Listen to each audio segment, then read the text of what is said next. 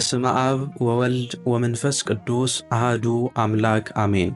ታላቅ መንፈሳዊ ጥሪ የእግዚአብሔርን ድንቅ ሥራ በምድር ያደረገውንም ተአምራት ታዩ ዘንድ ኑ። መዝሙር 45 ከቁጥር 8።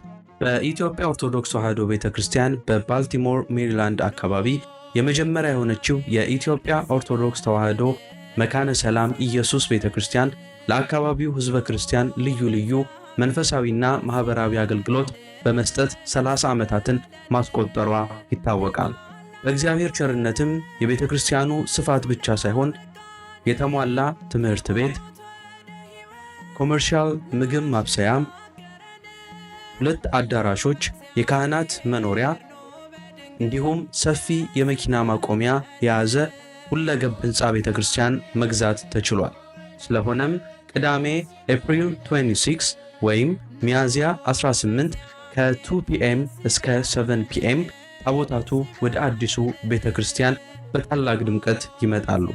በሊቃነ ጳጳሳት ሥርዓተ ቡራኬ ይካሄዳል።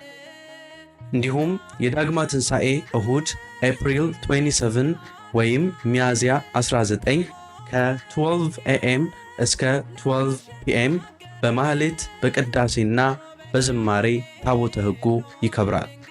በበዓሉም ላይ የሀገረ ስብከቱ ሊቀ ጳጳስ ብፁዕ አቡነ ፋኑኤል፣ ሌሎችም ጥሪ የተደረገላቸው ብፁዓን ሊቃነ ጳጳሳት፣ ሊቃውንተ ቤተ ክርስቲያን፣ የአካባቢው ሰንበት ትምህርት ቤት መዘምራን እንዲሁም በርካታ ሕዝበ ክርስቲያን ይገኛሉ።